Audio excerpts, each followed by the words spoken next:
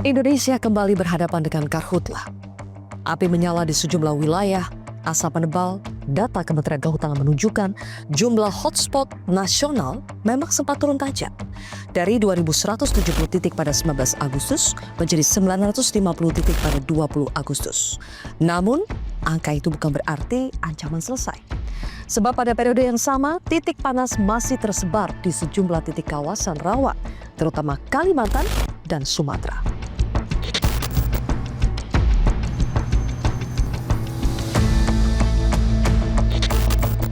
Asap tidak mengenal batas administrasi, tidak berhenti di garis perbatasan Indonesia. Kabut asap dari kebakaran di Kalimantan bahkan berdampak hingga Malaysia.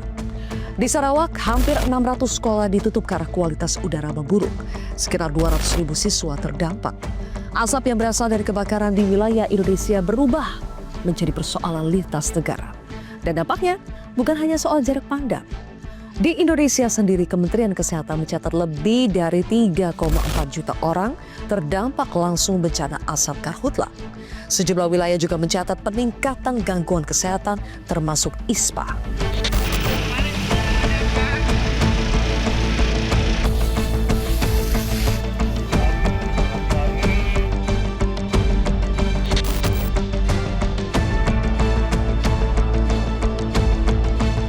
Di balik asap yang menyebar, aparat menemukan dugaan pelanggaran. Karhutlah tidak selalu terjadi karena faktor alam. Sebagian kasus juga sengaja dilakukan untuk membuka lahan. Hingga 23 Agustus 2026, Polri telah menangani 89 perkara karhutlah. Dari kasus-kasus tersebut, 72 orang ditetapkan sebagai tersangka.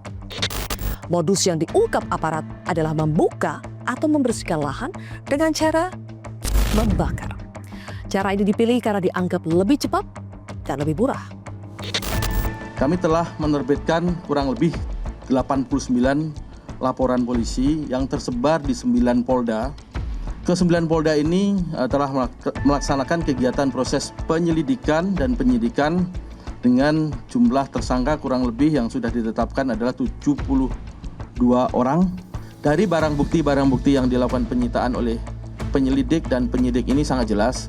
Tentunya motif pembakaran tersebut adalah pembukaan lahan tentunya. Rekan-rekan tahu ini adalah musim panas, sangat mudah untuk melakukan pembakaran dan dilakukan penanaman perkebunan sawit pada masa musim hujan nantinya. Apakah 72 tersangka ini berdiri sendiri? Atau ada pihak lain yang memerintahkan, membiayai atau mendapatkan keuntungan dari pembukaan lahan tersebut?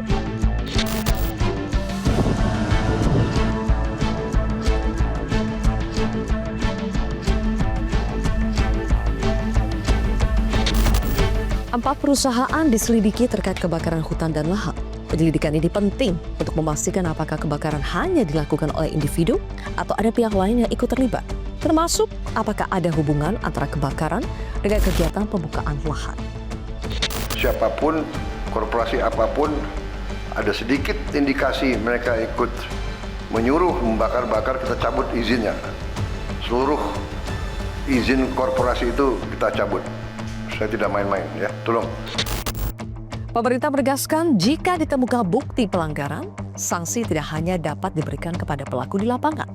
Perusahaan pemegang izin juga dapat kenai sanksi, mulai dari sanksi administratif hingga pencabutan izin jika pelanggarannya terbukti. Karhutlah bukan hanya soal siapa yang menyalakan api, tetapi juga soal siapa yang menguasai lahan, siapa yang mengambil manfaat, dan siapa yang harus bertanggung jawab. Yang tadi dilaporkan ada 4 korporasi yang sedang dalam proses penyelidikan ya. Di kami di Gakum Kehutanan sekarang sudah ada 42 kasus yang berproses, ada yang kena peningkatan administrasi, ada yang sudah diplang, ada yang 9 yang sudah menjadi tersangka. Pemerintah melakukan berbagai upaya untuk menghentikan kebakaran. Petugas diturunkan ke lokasi, pemadaman dilakukan dari darat maupun dari udara. Helikopter dengan teknik waterbombing diperbantukan untuk menjangkau lokasi yang sulit didatangi petugas. Pemerintah juga melakukan modifikasi cuaca untuk membantu mendatangkan hujan di wilayah yang membutuhkan.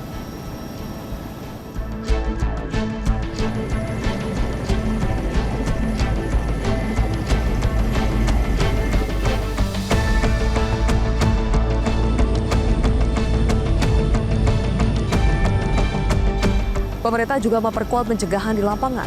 Patroli ditingkatkan, hotspot dipantau, dan masyarakat diingatkan agar tidak membuka lahan dengan cara membakar. Perang melawan karhutlah bukan hanya soal memadamkan api, tetapi juga mencegah agar api tidak kembali menjalar.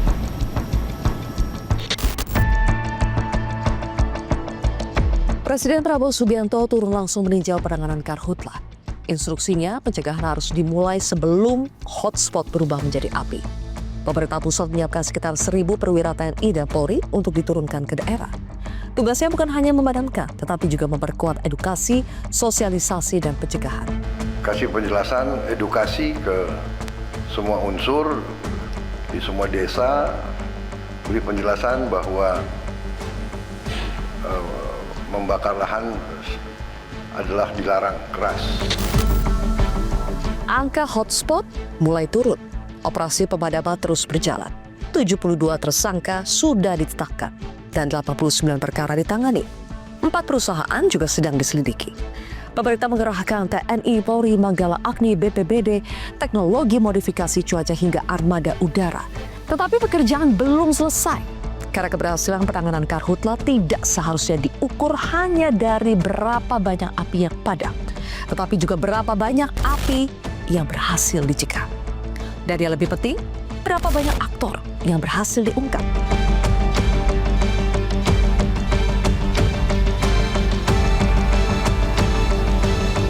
Inilah kontroversi selengkapnya. Api berulang, asap menyerang. Bersama saya, Zilvia Iskandar.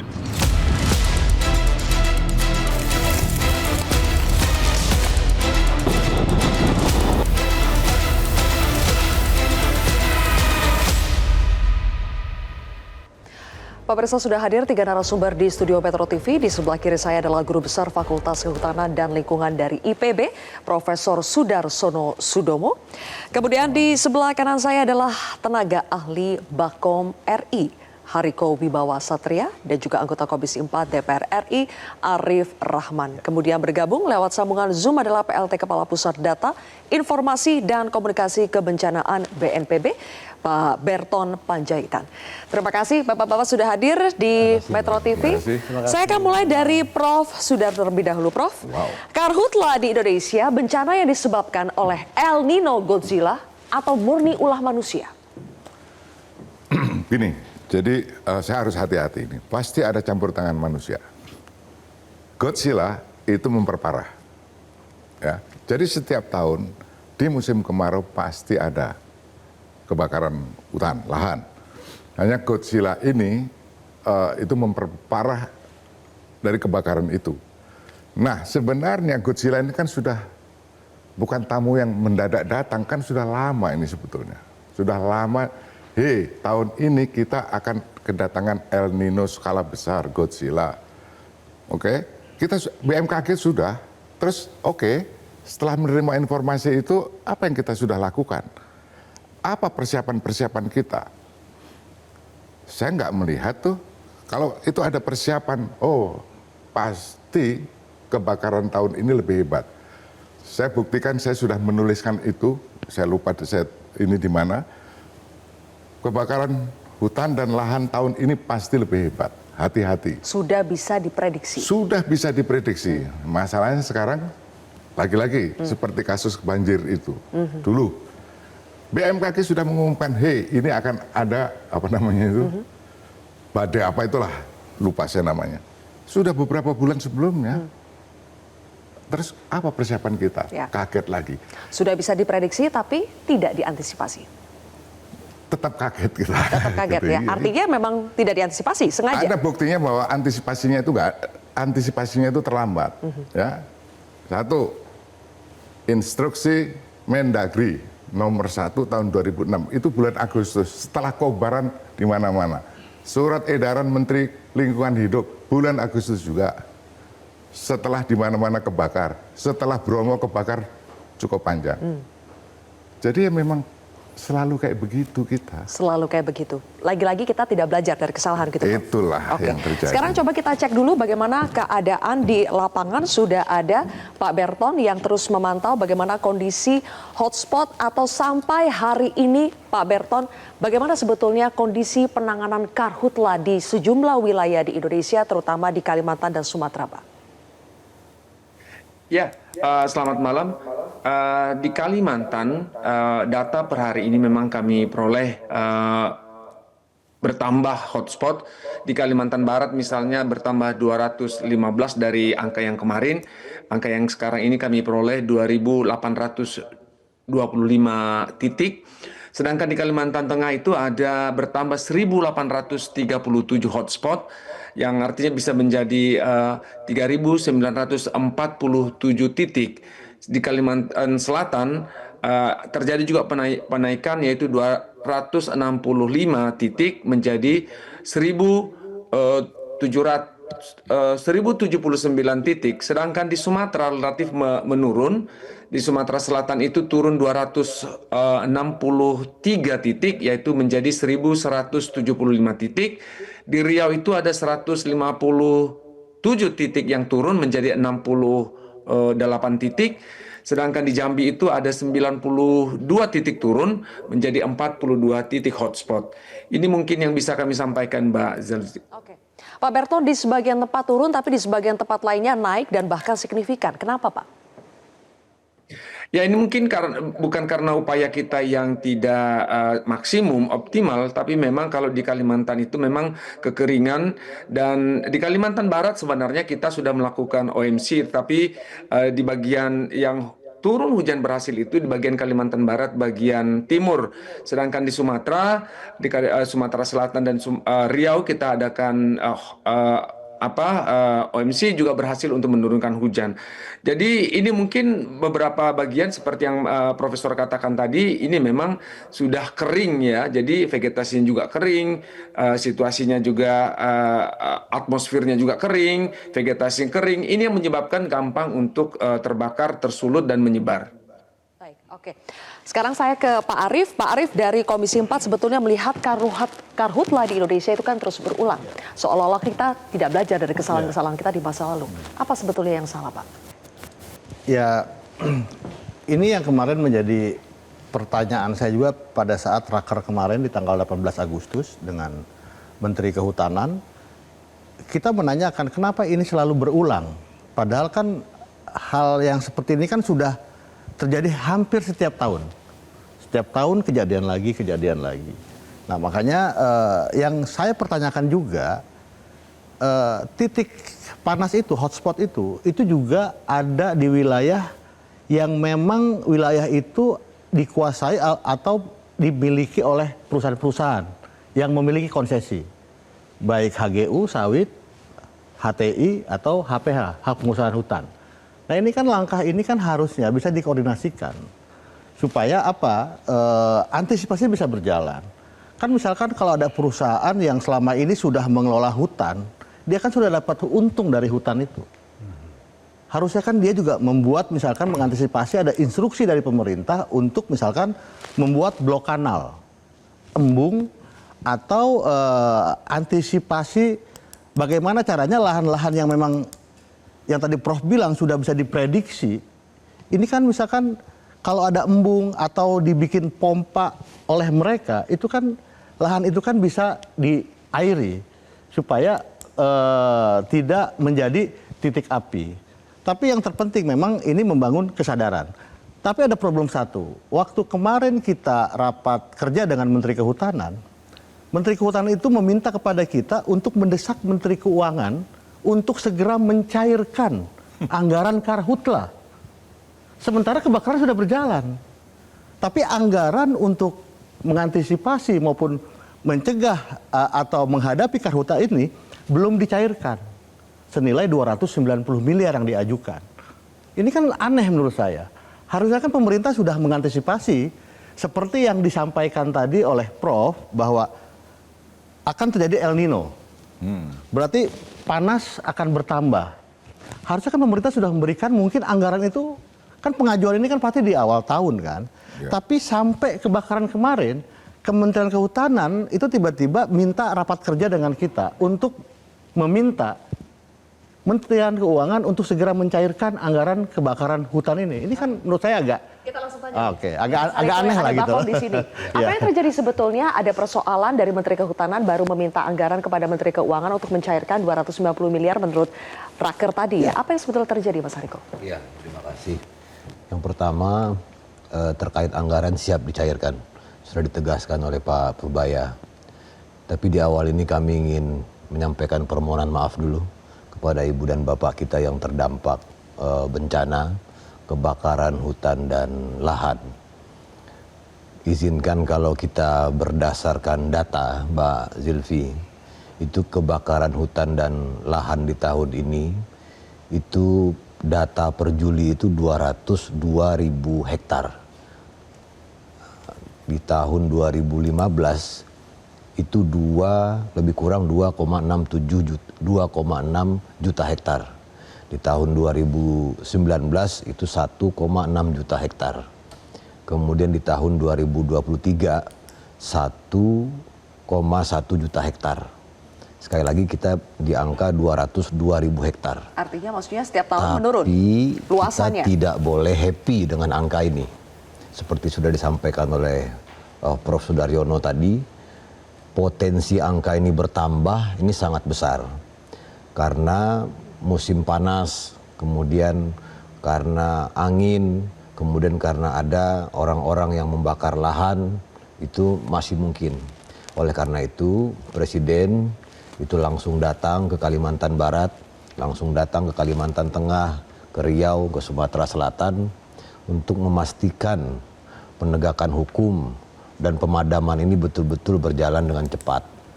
Kemudian 52 pesawat itu dikerahkan, 30 pesawat itu untuk wilayah Kalimantan, 22 pesawat di Sumatera, ditambahkan lagi 17 pesawat, kemudian ditambahkan pompa air, dan yang patut kita apresiasi adalah 12.000 lebih ibu dan bapak kita dari Manggala Agni, kemudian masyarakat peduli api, TNI, Polri, itu turun betul-betul bekerja di lapangan. Jadi Presiden tanggal 22 Agustus sudah turun ke lapangan, melihat langsung, kesimpulannya apa? Apakah memang ada kegagalan antisipasi oleh pemerintah daerah terutama ya, dan jajaran Forkopimda? Boleh dijawab nanti Mas Hariko, kita harus jeda terlebih dahulu, pemirsa tetaplah di Kontroversi.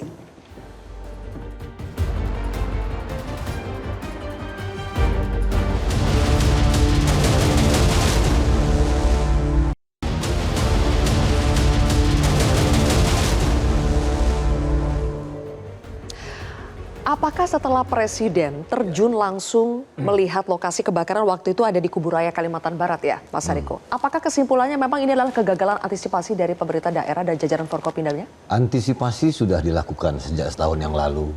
Sudah diadakan berbagai kegiatan siaga karhutla di Agustus 2025. Kemudian di Januari 2026 juga sudah siaga karhutla, operasi modifikasi cuaca, pembangunan sekat kanal, sumur bor sudah dilakukan.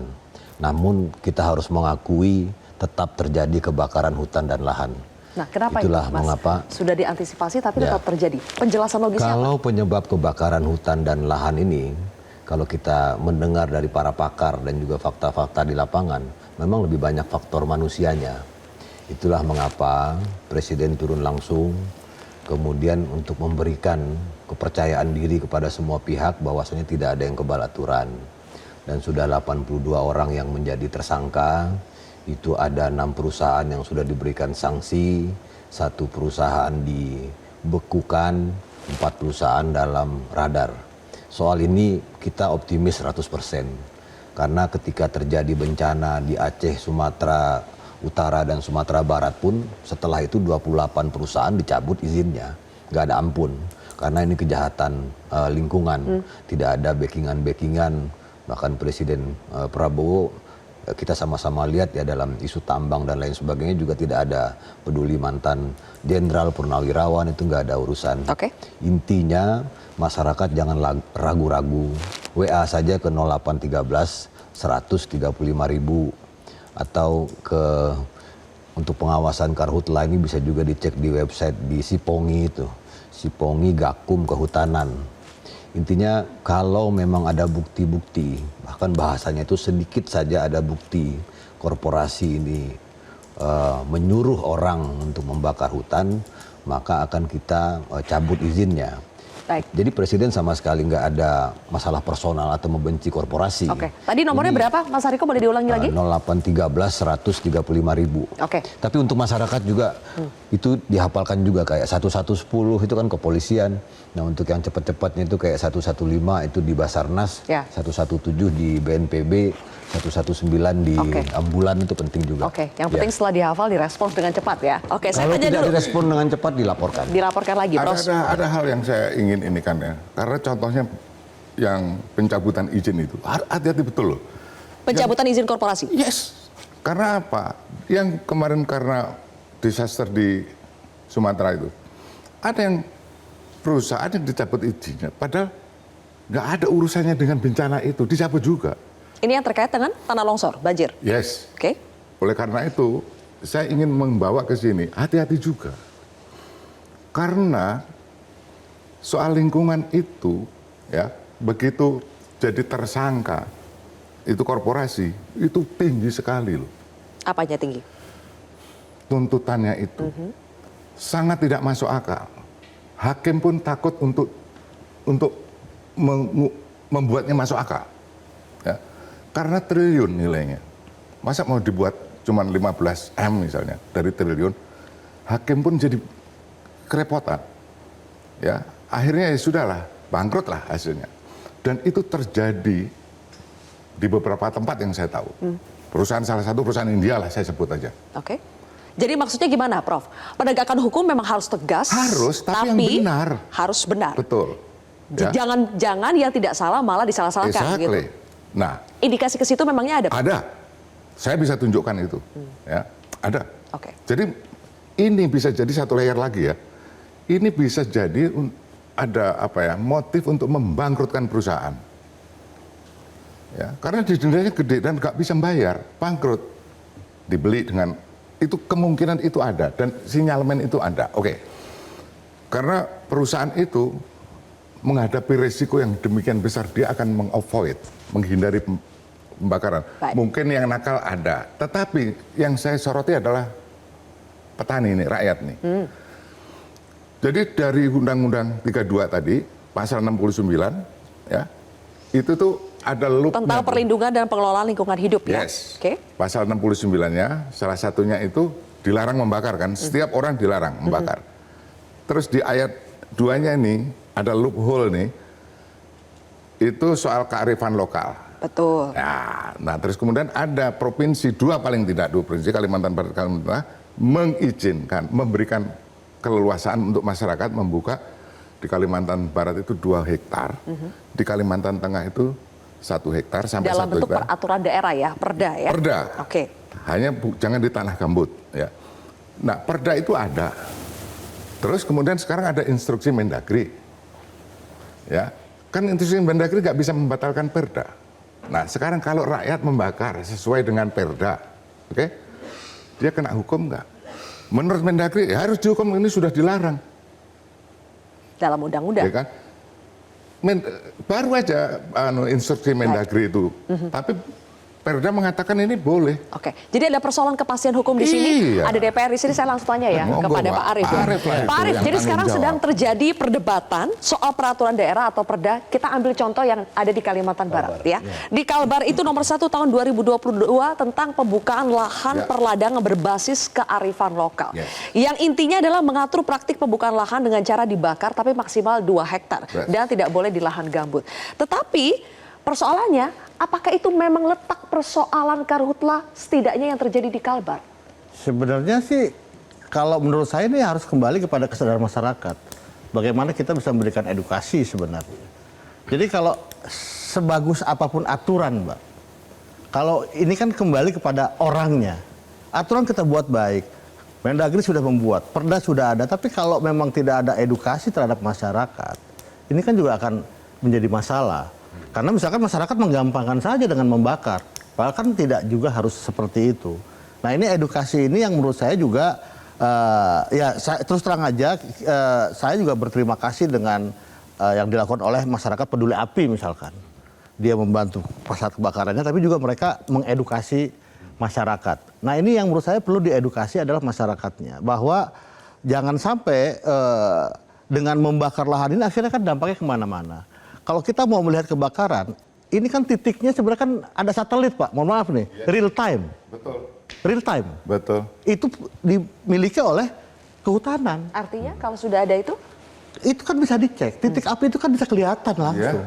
Itu bisa dicek. Ini punya siapa? Pas masyarakat. Artinya tidak sulit untuk mencari pelakunya ya? Tidak sulit. Makanya tadi saya bilang, rata-rata itu ada di lahan yang dimiliki oleh perusahaan. Ada PTA, PTB. Ini udah yang disampaikan oleh siapa? Bung Hariko juga. Ya, itu kan udah ketahuan PT-nya ini. Nah cuma memang harus hati-hati juga yang disampaikan oleh Prof tadi. Ada misalkan motif untuk membangkrutkan perusahaan untuk men-take over. Tapi kan intinya kenapa misalkan kemarin dikerahkan oleh Bapak Presiden. Presiden turun, Kapolda turun, Kapolri turun, Panglima TNI turun. Nah tugas kepolisian itu harus mengecek secara forensik. Dilihat secara di lapangan. Siapa sebetulnya ini akibat pelakunya? Manusia atau apa? Nah ini yang... Jadi maksud Mas Pak Arief gimana? Kita tidak usah terlalu berdebat soal aturan atau bagaimana? Langsung ditangkap Kalau saja aturan pelakunya? harus Mbak. Oke. Aturan tuh harus. Oke. Dan aturan yang mana tapi? Ini kan ada perda, kemudian ada undang-undang. Ya undang-undang itu ditegakkan. Yang ada kan undang-undang nih. Semua kan mengacu pada undang-undang lah semua. Kan payungnya di situ. Nah sekarang ini kan problemnya banyak sebelum-sebelumnya, tahun sebelumnya ya. Ini dendanya juga, ya mohon maaf, kecil Prof. Gitu. Iya. Di sebelum-sebelumnya, tahun-tahun sebelumnya. Kalau untuk korporasi itu nggak masuk akal Pak tingginya Pak. Karena gini Prof, memang itu kembali untuk supaya efek jerahnya ada. Oke.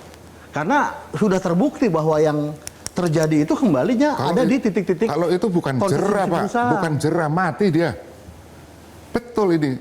Makanya gini Prof, dengan dia melakukan didenda sebesar-besarnya oleh pemerintah, dia harus memperhatikan aspek-aspek yang lainnya. Karena menurut saya setuju Pak Arief. Jadi kalau itu didenda, kalau memang dia pelakunya didenda, fine, mau dihukum fine. Tetapi masalahnya api itu dari luar masuk ke kebun dia ini kena triliunan. Merembet gitu ya. Makanya gini, bukan dia pelaku utamanya. Kalau itu kan kalau terjadi, Prof bilang kan misalkan kelihatan di sebelahnya merembet ke tempat. Oke, berarti ini memang kita harus belajar case by case ya. Gini, tidak boleh disamaratakan kan? Ada real time bisa ditahu. Loh, di hari apa itu di mana, posisinya di mana kelihatan.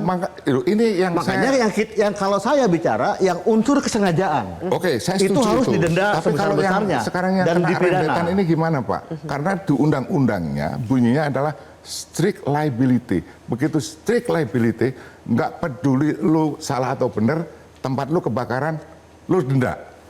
Dan itu terjadi di banyak tempat dan menurut saya ini nggak fair. Masukannya bagaimana Prof? Langsung saja masukannya. Maksud saya buktikan dulu dong apakah dia membakar. Bayangkan dia kebun sawit yang produktif terbakar didenda. Loh, saya korban malah didenda. Baik, oke. Jadi masih ada celah di situ. Pak Arief ada solusinya tidak kalau ada yang seperti itu? Ya, kan asal muasal titik itu kan itu pasti. Asal muasalnya asal dari muasal mana? Titiknya dari mana? Harusnya mengacu pada itu ya? Harusnya mengacu pada itu. Kalau bicara sekarang, udah ada teknologi Mbak. Ada real time. Setuju saya. Kapan kebakarannya, titiknya mulai, itu ketahuan. Karena itu day to day. Nah Pak, Itu. Pak Arief saya mau kasih ini. Kami pernah melakukan riset 2-3 tahun yang lalu ya, dengan ahli citra satelit. Hotspot, distribusi hotspot, itu sebagian besar di area yang belum ada izinnya. Sebutlah yang kawasan hutan yang belum berizin. Ya. Itu yang banyak menimbulkan hotspot. Jadi kalau sudah ada pemiliknya, sudah ada yang pengelolanya, malah nggak banyak hotspotnya. Oke, baik. Saya kembali dulu ke BNPB ya. Di situ ada Pak Berton. Pak Berton masih bersama kami? Ya. Oke.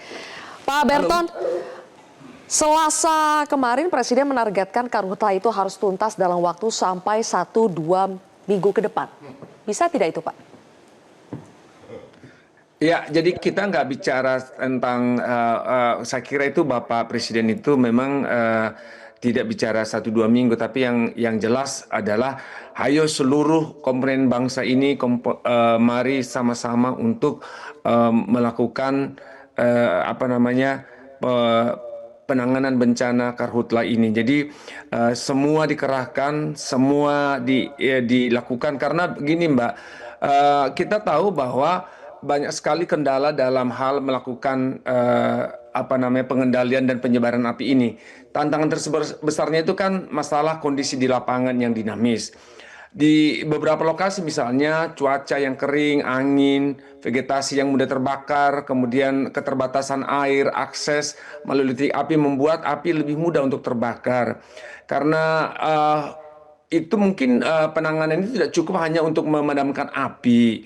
Satgas darat dan Satgas udara harus bekerja secara terpadu tentu ini, mulai dari deteksi dan verifikasi titik api, kemudian pemadaman dilakukan, penyekatan, hingga pendinginan dan pemantauan kembali ya, untuk memastikan api itu memang benar-benar padam.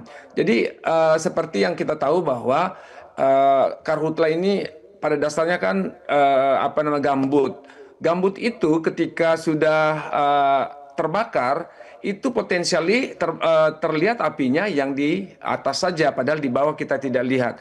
Nah, ketika itu di atas permukaan sudah padam, belum tentu di bawah. Jadi ini memang pernyataan beliau itu kami mengamini bahwa mudah-mudahan 2-3 minggu ini bisa selesai, tapi yang paling penting di situ adalah bagaimana kita semua berkomitmen untuk menyelesaikan ini, dan itu kita lakukan, Mbak.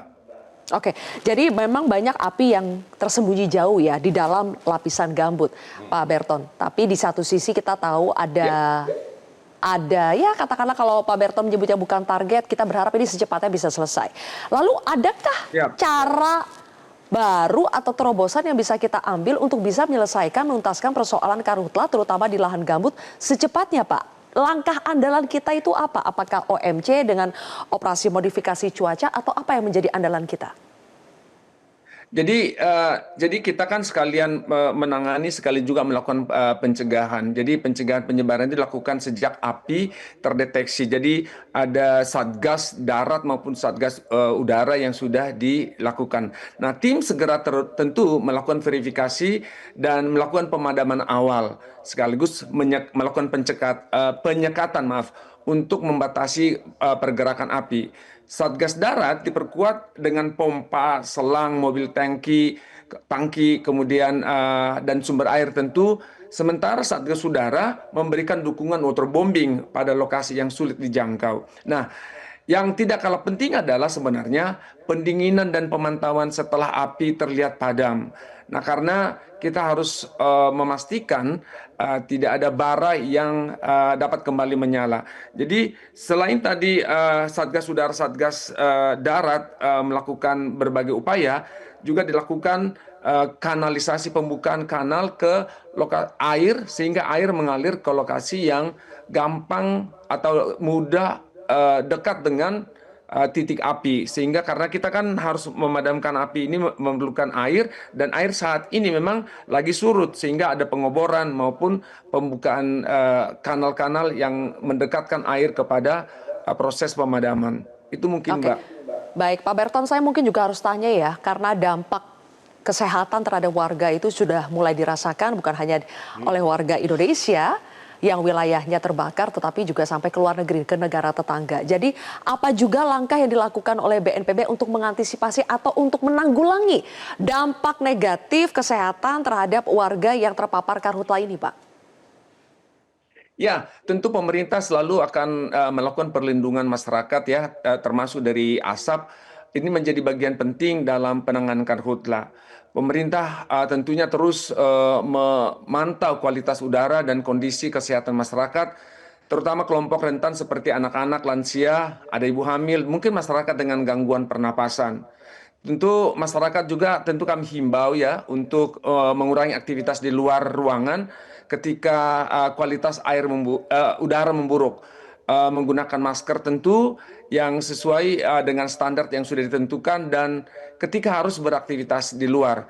Selain itu juga kami juga menghimbau sebenarnya untuk menjaga kondisi ruang agar tetap terlindung dari asap serta segera mungkin mengakses ke fasilitas-fasilitas kesehatan apabila mengalami keluhan seperti sesak nafas, batuk yang berkepanjangan. Di sisi pemerintah sebenarnya Mbak, dukungan kesehatan dan logistik itu terus disiapkan. Termasuk masker. Jadi Kementerian Kesehatan melalui Dinas Kesehatan juga sudah mendistribusikan masker, ada juga obat-obatan, dukungan oksigen di wilayah yang membutuhkan. Dan salah satu yang penting itu adalah informasi mengenai kualitas udara. Mungkin ini perlu dibaharui terus oleh masyarakat. Jangan sampai lupa bahwa besok seperti apa, hari ini seperti apa. Dan tentu langkah perlindungan harus dilakukan secara cepat dan mudah dipahami oleh masyarakat. Ini beberapa langkah mungkin untuk mengantisipasi, memitigasi terjadinya dampak yang besar terhadap kesehatan masyarakat wilayah terdampak asap. Baik. Pak Berton, terima kasih atas waktunya. PLT Kepala Pusat Data Informasi dan Komunikasi Kebencanaan BPPB, Pak Berton Panjaitan sudah bergabung di Kontroversi. Pemirsa, kami masih akan kembali lagi dengan sejumlah ulasan lainnya. Ada beberapa alternatif yang sedang diuji coba ya atau diwacanakan untuk bisa menanggulangi karhutla yang sedang terjadi. Misalnya dengan ide tepung ubi. Nanti kita akan bahas pemirsa sesaat lagi.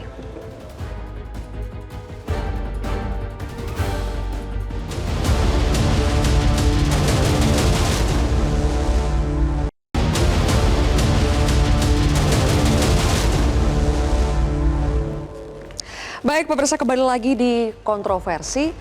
Mas Hariko, tadi kita berdebat soal praktik pembukaan lahan dengan cara dibakar. Itu sebetulnya memiliki dasar dalam pasal 69 Undang-Undang Nomor 32 Tahun 2009 yang kemudian diturunkan dalam bentuk perda. Jadi solusinya gimana? Apakah perdanya dicabut atau undang-undangnya yang direvisi? Ya, sebenarnya tidak ada yang bertentangan ya. Kita semua pemerintah sangat menghormati nilai-nilai budaya masyarakat. Kita paham ada 1.340 suku bangsa, macam-macam itu kita paham. Namun prioritasnya saat ini keselamatan nyawa, Mbak Zulfia. Tadi kan waktu awal Mbak Zulfia menampilkan di tengah hutan tadi kan kelihatan disampaikan di situ hampir berapa juta orang yang kena ISPA. Di tahun-tahun sebelumnya itu malah ada yang ibu hamil itu lahir prematur anaknya. Jadi kita lihat juga dari perspektif orang yang terdampak dari kebakaran hutan dan lahan ini. Nah, kalau dibolehkan kemudian di musim panas seperti ini kemudian terjadi kebakaran yang lebih luas lagi, kan dampaknya luar biasa. Jadi pencegahan ini sebenarnya kalau bicara angka itu jauh bisa kita lebih menghemat daripada penanganannya nanti. Pasti. Itu akan lebih sangat mahal. Dan kami sangat menekankan, memang sekali lagi, kebakaran hutan dan lahan di tahun 2026 ini angkanya per Juli itu 202.000 hektar. Tapi ini sangat bisa bertambah kalau peraturannya tidak tegas. Misalnya di sini dibolehkan membakar, kemudian di sini membolehkan membakar. Sekarang dilarang semuanya untuk membakar dulu. Terus solusinya apa? Solusinya adalah pembukaan lahan tanpa bakar. Nanti Kementerian Kehutanan itu ada program perhutani sosial, ada bantuan teknologi. Pak Sudaryono lebih paham lah bagaimana dengan cara-cara mengedukasi masyarakat dan itu bisa dilakukan. Ini tuntutan zaman lah kalau bahasa gampangnya. Jadi artinya dengan mempertimbangkan kondisi Jadi sekarang. perubahan iklim ini menuntut kita mengubah cara kita berladang. Termasuk perda itu? Ya itu bisa. Artinya apa? Dengan kita harus menyesuaikan, artinya perdanya dicabut atau bagaimana? Ya mengikuti dari instruksi Kementerian Dalam Negeri, kemudian agar tidak ada lagi pembakaran dalam pembukaan lahan gitu. Nah mengenai kan sempat kami menghormati lah ada demonstrasi ya, kami lihat di televisi tadi ya, kita itu bagian dari aspirasi. Tapi solusinya sudah ada, yaitu pembukaan lahan tanpa bakar, perhutani sosial, akan ada bantuan sosial, kemudian pelatihan pembuatan pupuk dan lain sebagainya. Dan itu bisa kita lakukan. Karena di tengah cuaca seperti ini Kalau kita nggak hati-hati, kalau itu dibolehkan, dibakar, siapa yang menjamin api itu tidak menyebar lagi? Oke, jadi melihat perkembangan kondisi memang sudah harus ada adjustment ya, Iya, itu penyesuaian. tuntutan zaman. Oleh karena itu perda itu diputuskan untuk dicabut dulu. Ya. Oke, baik. Ada beberapa alternatif yang sedang diwacanakan ya. Seperti misalnya kalau kita lihat di media sosial, Prof. Sudar, ada netizen berbicara soal Malaysia yang punya pesawat pemadam kebakaran seperti CL415 yang bisa mengangkut 6.000 liter air dan juga disebut bisa memadamkan api dalam waktu 12 detik saja. Ada juga wacana lain seperti yang menggunakan tepung. Wow. Tepung ubi, ada juga sebetulnya yang mengatakan dulu kulit singkong pernah digunakan. Jadi sebetulnya bagaimana memutuskan alternatif apa, cara apa yang tepat untuk bisa mempercepat penanggulangan karhutla, Prof? Kalau saya begini ya, saya nggak mau spekulasi apalagi yang singkong-singkongan tadi itu, daripada tepung singkong, singkongnya aja ditimpakan ke situ jadi singkong bakar nantinya, itu kan apinya mati, singkongnya matang. Saya nggak mau, saya bukan ahlinya di situ. Jadi saya lebih baik begini, masalah ini semua adalah behavior dari manusia. Dulu di Jawa juga, saya juga di desa, sampah itu saya bakar. Tapi karena penduduk makin banyak, cara membakar sampah itu udah nggak pas dengan zaman. Saya kira sama saja, berladang ketika penduduknya masih jarang dengan membuka lahan dengan cara membakar itu masih oke. Tetapi sekarang dengan makin rapat, penduduk makin banyak, menurut saya cara membuka lahan itu memang sudah harus kita akhiri. Nah, bagaimana mengakhiri dengan cepat dan tidak mengorbankan masyarakat yang... Masyarakat adat terutama ya? Yes. Adat itu kan bukan statis, kan dinamis juga, bisa berubah kan, orang Jawa juga berubah, dan di Jawa nggak ada kebakaran hutan juga, adalah sedikit. Tapi poin saya, behavior manusia itu bisa dirubah dan harus berubah, beradaptasi dengan perkembangan zaman. Jadi ya marilah kita ke arah membuka lahan tanpa membakar. Berarti untuk langkah awal Prof setuju dengan perda yang membolehkan membakar lahan, membuka lahan dengan cara dibakar yang 2 hektar itu untuk dicabut, Prof setuju? Saya setuju, tetapi jangan hanya mencabut. Marilah kita iringi dengan bagaimana sekarang memperkenalkan teknologi, metode pembukaan lahan tanpa membakar dan murah gitu loh. Sehingga masyarakat itu juga bisa menerima. Sudah tersedia belum metodenya, caranya? Adalah. Dengan cara yang murah itu? Iya, dengan cara yang murah ya ada. Sebetulnya misalnya kayu-kayu itu dikumpulkan, ada yang membutuhkan kayu sebenarnya. Tapi kan mengorganisasi yang kayak gini kan perlu effort. Nah, ini yang nggak terjadi gitu loh. Kalau kita mana daerah mana yang mau dibuka dan di mana kayunya berapa, itu ada yang membutuhkan sebenarnya. Oke.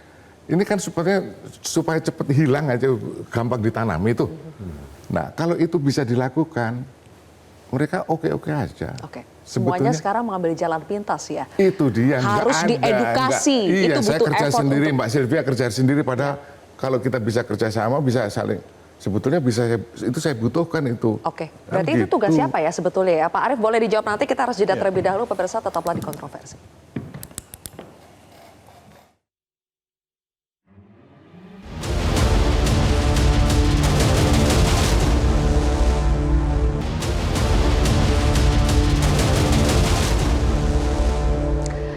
Pemirsa, karhutla di Indonesia telah merugikan masyarakat hingga satwa yang ada di hutan-hutan Indonesia. Kita juga mendengar bahwa bukan hanya masyarakat Indonesia, tapi dampaknya sampai ke negara tetangga seperti Malaysia. Kita tahu sekarang bahwa Malaysia dan Brunei Darussalam bahkan dikabarkan sudah membawa persoalan ini hingga ke jalur diplomasi ASEAN untuk mencari solusinya. Jadi sudah sangat masif dan parah dampak karhutla di Indonesia. Pak Arief, apakah kita punya rencana taktis untuk bisa menuntaskan persoalan karhutla di Indonesia ini? Ya, pertama kita kan dalam konteks hutan ini kan juga harus kita menjaga. Polisi hutan kita itu jumlahnya cuma 5.000, Pak Prof. Untuk menjaga 125 juta hektar lahan. Makanya rencananya kita sedang membahas dengan Kementerian Kehutanan untuk menambah personil polisi hutan, karena itu kan berkaitan dengan patroli, Prof. Ini kan perlu patroli.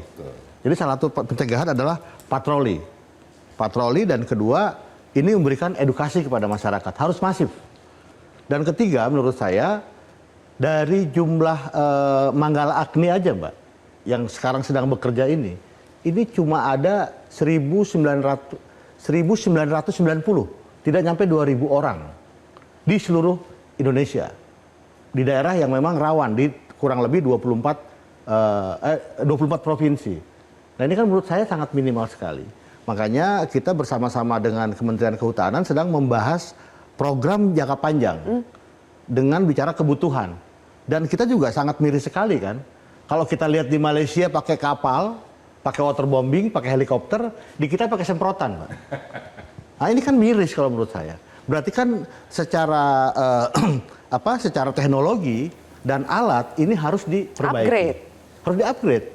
Karena Malaysia negara tetangga sudah pakai waterbombing, kita masih pakai semprotan manual. Nah ini yang menurut saya juga harus kita sama-sama mendukung pemerintah untuk bagaimana supaya pertama tadi saya bilang polisi hutan ditambah, kedua Manggala Agni juga ditambah, dan ketiga menurut saya Kementerian Kehutanan harus diberikan anggaran yang lebih untuk bisa memperbaiki.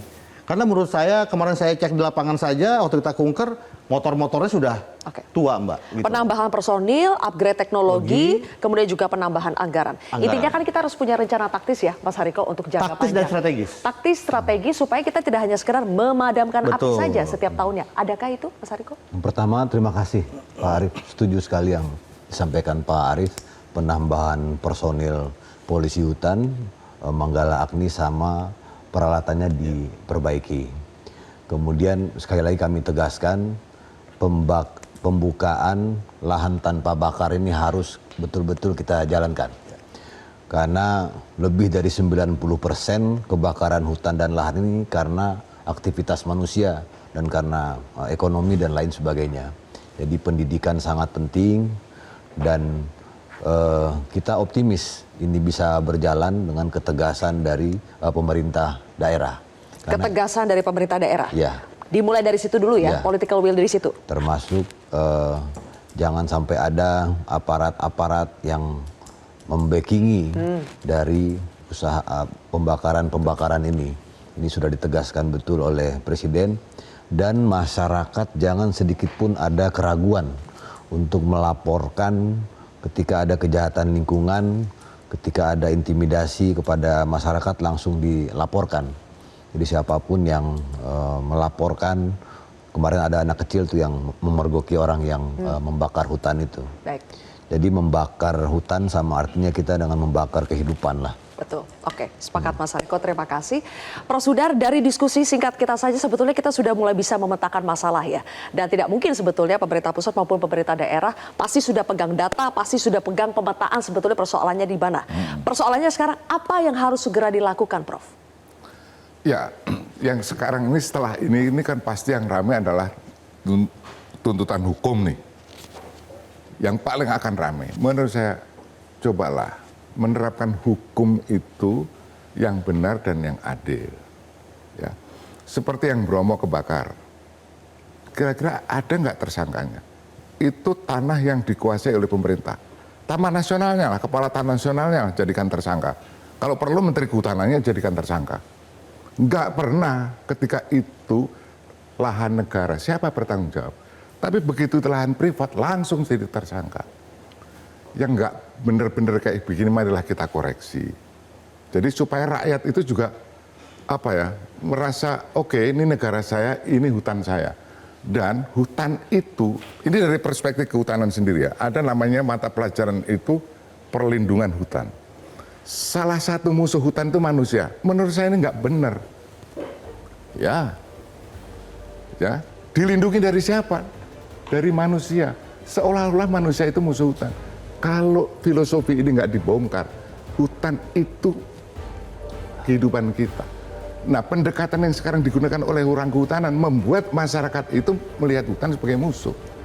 Harusnya? Nah, seharusnya sebagai teman, sebagai saudara.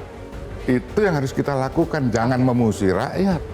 Oke, pesannya ada dua ya dari Prof ya, penegakan hukumnya memang harus adil, Yes. harus benar dan menjadikan manusia itu sebagai saudara, sebagai sahabat hutan. Baik, terima kasih. Prof Sudar, Terima Mas kasih. Ariko dan juga Pak Arief kasih. sudah bersama kami di Kontroversi. Pemirsa, hutan terbakar, rakyat terkapar, sudah terlalu sering karhutla terulang. Jangan biarkan rakyat hidup malam. Saya Zilvia Iskandar, terima kasih telah menyaksikan Kontroversi. Metro TV. Jelajahi cara baru mendapatkan informasi. Download Metro TV Extend sekarang.